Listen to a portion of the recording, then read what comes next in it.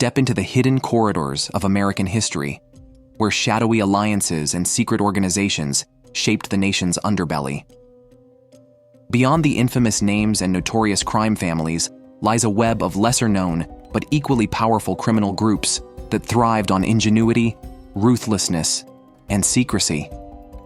These organizations operated in the margins, manipulating industries, corrupting institutions, and amassing wealth in ways that often escaped public scrutiny. Their stories, full of intrigue, betrayal, and ambition, reveal an untold side of organized crime, offering a glimpse into how these clandestine groups wielded influence over cities, industries, and even political systems. Get ready to uncover the remarkable narratives of power and survival that kept these criminal organizations one step ahead of the law.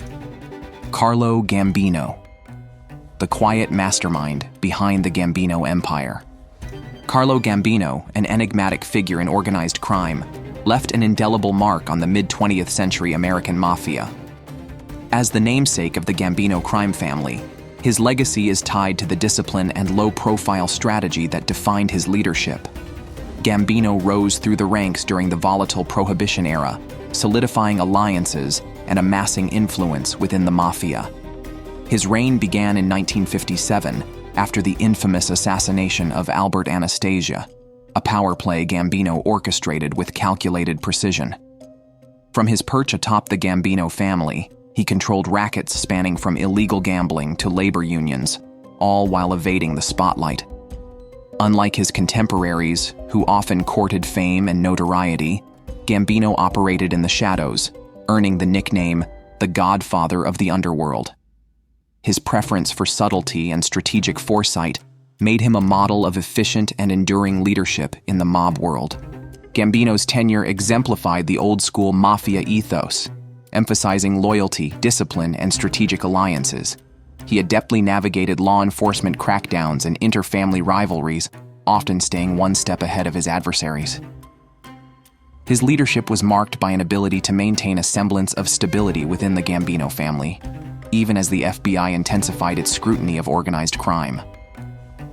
Under his guidance, the family became one of the most powerful and feared in America, controlling a vast criminal empire without the public theatrics that brought down many of his peers. Gambino's quiet dominance ensured his reign lasted until his death from natural causes in 1976, a rarity in the brutal world of organized crime where most met violent ends. Meyer Lansky, the financial architect of organized crime. Meyer Lansky, often referred to as the mob accountant, was the financial wizard who revolutionized the Mafia's approach to wealth and power. Born in Belarus and raised in New York, Lansky's early years were marked by his close association with Charles Lucky Luciano and Benjamin Bugsy Siegel, two prominent names in the Mafia's history. Lansky's keen understanding of financial systems allowed him to pioneer methods for laundering money and creating legitimate business fronts, ensuring the Mafia's operations were both profitable and sustainable. His role in establishing the National Crime Syndicate, a coalition of organized crime groups, underscored his ability to foster cooperation among rival factions. Lansky's financial acumen extended beyond traditional criminal enterprises, as he was instrumental in building casinos in Havana, Las Vegas, and the Bahamas, effectively turning gambling into a cornerstone of the Mafia's income. What set Lansky apart was his ability to blend legitimate business practices with the underworld's demands, a strategy that shielded him from much of the legal trouble that plagued his counterparts. Despite his deep entanglement in organized crime, Lansky managed to evade significant criminal convictions throughout his life, a testament to his meticulous planning and operational discretion. His reputation as a shrewd and pragmatic businessman earned him both respect and fear within the Mafia, as well as a lasting legacy in the annals of organized crime. Even as federal authorities pursued him relentlessly in his later years, Lansky's careful orchestration of financial schemes left little evidence to prosecute. He passed away in 1983, having outmaneuvered both rivals and law enforcement to remain one of the most enigmatic figures in Mafia history. Bugsy Siegel, the visionary who shaped Las Vegas. Benjamin Bugsy Siegel was not just a notorious gangster, but a visionary whose ambitions helped transform Las Vegas into the glittering gambling capital of the world. Born in Brooklyn, Siegel began his criminal career as a street-level thug, eventually becoming a key member of the feared Murder Inc. syndicate. Despite his violent reputation, Siegel was also known for his charm and keen sense of style, traits that made him a socialite among Hollywood elites in the 1940s. It was during this time that Siegel became enamored with the potential of Las Vegas, then a small desert town with legalized gambling. He saw an opportunity to create a luxurious destination that could attract high rollers and tourists alike. His dream culminated in the Flamingo Hotel, an ambitious project that combined opulence with entertainment, forever altering the landscape of Las Vegas. The Flamingo was Siegel's boldest venture, but also his undoing. The project was plagued by budget overruns, delays, and his insistence on lavish amenities, which alienated his mob backers. Despite the setbacks, Siegel was undeterred, believing that the Flamingo would eventually turn a profit and vindicate his vision. Unfortunately, his passion for the project and his inability to manage its spiraling costs led to suspicions among his associates that he was skimming funds. On June 20th, 1947, Siegel was assassinated in his Beverly Hills home, a violent end that underscored the dangers of crossing the mob. Yet, his influence on Las Vegas endured, as the Flamingo and subsequent developments proved him right.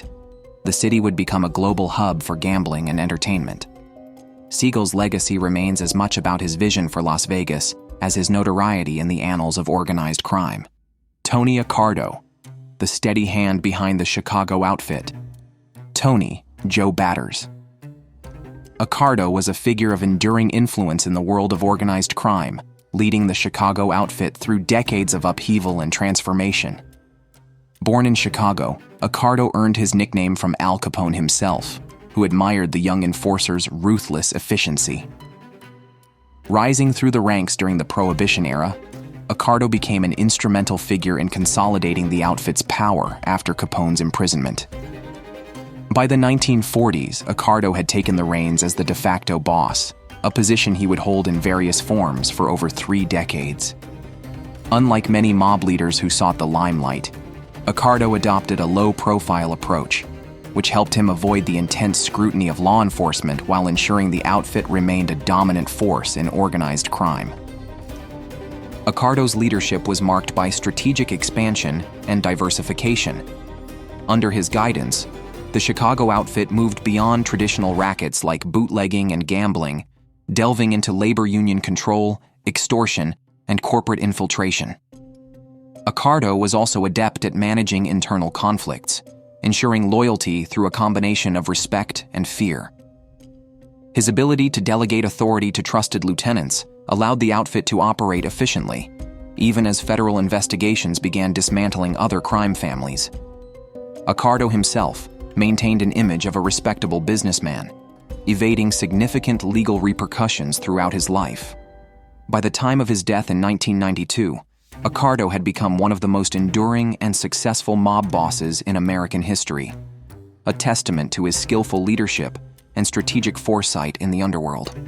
Sam Giancana, the mobster who bridged politics and Hollywood. Sam Giancana, a larger-than-life figure in the Chicago outfit, epitomized the intersection of organized crime, politics, and entertainment during the mid-20th century. Born in Chicago to Sicilian immigrants, Giancana rose from humble beginnings to become one of the most influential mob bosses of his era. By the 1950s, he had taken the reins of the outfit, inheriting a criminal empire that spanned illicit gambling, extortion, and labor racketeering.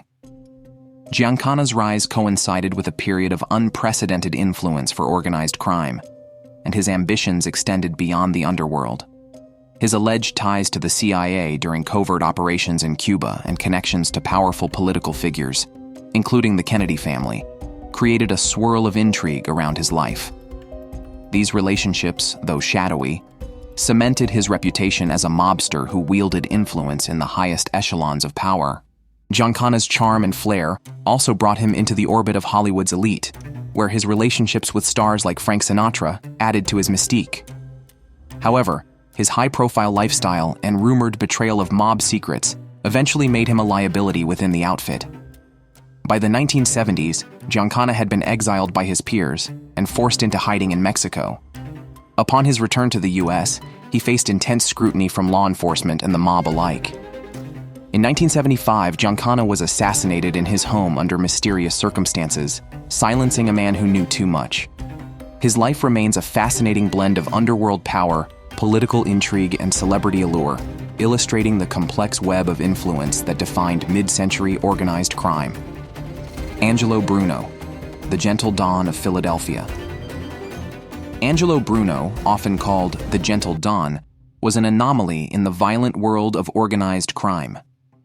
As the longtime boss of the Philadelphia crime family from the late 1950s to 1980, Bruno eschewed the brutality that defined many of his contemporaries. Instead, he built his criminal empire through diplomacy and a focus on low-profile, lucrative ventures, such as gambling, loan sharking, and narcotics, though he notably avoided direct involvement in drug trafficking, preferring to tax others engaged in the trade. Bruno's emphasis on stability and his soft-spoken demeanor earned him respect among his peers and the media, which often portrayed him as a more civilized mob boss. However, his aversion to violence and conservative leadership style also sowed seeds of resentment within his organization, where younger, more aggressive members sought a larger slice of the criminal pie. Bruno's tenure came to a dramatic end in 1980 when he was assassinated in a mob hit, marking a turning point for the Philadelphia crime family. His death triggered a period of instability and bloody infighting, underscoring the precarious balance he had maintained during his reign. Despite his nickname, Bruno's life and leadership were far from peaceful, as the pressures of managing a criminal empire often forced him to make ruthless decisions behind the scenes. Today, Angelo Bruno is remembered as a figure of contrast, a man who sought order in an inherently chaotic underworld, and whose demise highlighted the volatility of mob politics. His story remains a poignant chapter in the annals of organized crime, illustrating both the power and peril of leadership in the Mafia. Frank Nitti, the enforcer who steered the Chicago outfit. Frank Nitti, famously nicknamed the Enforcer, was Al Capone's trusted lieutenant and eventual successor as the leader of the Chicago outfit. Born in Italy and raised in New York, Nitti moved to Chicago, where his calm demeanor and sharp business instincts made him an indispensable figure in Capone's empire. While Capone commanded attention with his flamboyant style, Nitti worked behind the scenes, managing the financial and operational aspects of the outfit. During Prohibition, Nitti helped oversee the vast network of bootlegging and speakeasies that made the outfit one of the most powerful crime syndicates in the country. He was instrumental in maintaining the organization's dominance even after Capone's imprisonment for tax evasion in 1931. Nitti's tenure as boss marked a transition for the outfit, as it expanded its operations into labor racketeering and other legitimate-seeming ventures.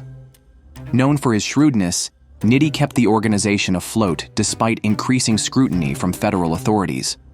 However, his leadership was not without challenges. In 1943, Nitti faced mounting pressure from law enforcement due to his role in extorting Hollywood studios through union control.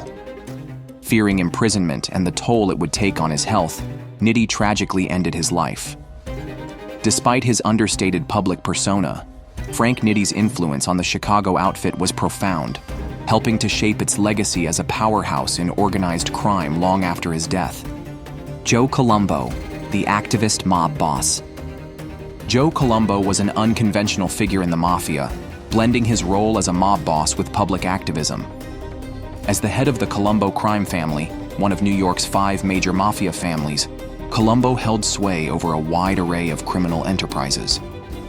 However, what set him apart was his creation of the Italian-American Civil Rights League in 1970, a move that baffled law enforcement and his Mafia peers alike. The League began as a response to what Colombo viewed as discriminatory depictions of Italian Americans in media and government investigations. Under his leadership, the organization garnered national attention, holding rallies and protests that drew thousands, including prominent public figures. Colombo's activism added a surprising dimension to his public persona, transforming him into a figurehead for Italian-American pride, while deflecting some scrutiny from his illicit activities. Despite his efforts to present himself as a community leader, Colombo's dual roles ultimately proved his undoing. His high-profile activism drew attention from both law enforcement and rival mobsters, many of whom viewed his public crusade as a dangerous spotlight on their covert operations.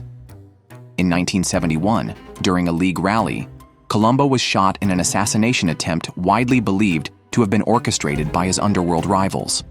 The attack left him incapacitated, effectively ending his tenure as a Mafia leader. Colombo's story remains a paradoxical chapter in Mafia history, a man who sought to elevate his community's image while maintaining ties to the very forces that undermined it. His legacy reflects both the complexities of organized crime and the enduring tensions between public perception and private realities. Joseph Bonanno, the original Don of the Commission. Joseph Joe Bananas. Bonanno was a towering figure in the early days of organized crime in America, serving as one of the original members of the Commission, the governing body of the Mafia. Born in Sicily, Bonanno immigrated to the United States as a child and quickly climbed the ranks of the burgeoning underworld. By the 1930s, he had become the boss of what would later be known as the Bonanno crime family, a position he held for over 3 decades. Known for his sharp mind and traditionalist values, Bonanno was instrumental in shaping the Mafia's operational framework during its most formative years. As a member of the Commission, he helped broker peace between rival families, ensuring the Mafia's dominance in criminal enterprises ranging from bootlegging to labor racketeering. Bonanno's leadership was defined by his loyalty to old-world values and his resistance to modernizing the Mafia's practices. However, his steadfast adherence to tradition eventually led to conflict within his own ranks, culminating in the infamous Banana War of the 1960s. This internal struggle, sparked by Bonanno's attempt to consolidate power, led to his temporary disappearance and a loss of control over his family. By the time of his retirement, Bonanno had become a controversial figure, respected for his role in establishing the Mafia's structure, yet criticized for the turmoil his ambitions caused. Despite this, Bonanno's influence on organized crime remains undeniable, as his tenure helped define the Mafia's golden era. His later years were spent in relative peace, and his memoirs offered rare insights into the secretive world of organized crime, cementing his legacy as one of the most significant Mafia figures of the 20th century. Tommy Lucchese, the mastermind behind New York's most efficient crime family. Tommy Lucchese, the namesake of the Lucchese crime family, was a master strategist who brought his organization to prominence as one of New York's most powerful Mafia families. Born in Sicily and raised in East Harlem, Lucchese's criminal career began in the 1920s during Prohibition, when he became known for his resourcefulness and meticulous planning. By the mid-1950s, he had risen to the position of boss, transforming the family into a model of efficiency and stability. Unlike other Mafia leaders who thrived on violence and spectacle, Lucchese operated with a quiet professionalism, focusing on forging strong alliances and maintaining a low profile.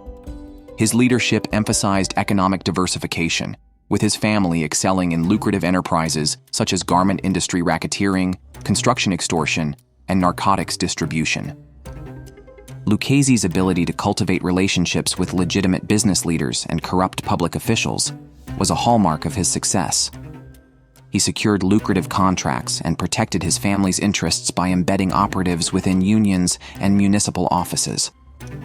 Under his guidance, the Lucchese family enjoyed an unprecedented period of prosperity and harmony, avoiding the internal strife that plagued many of its rivals.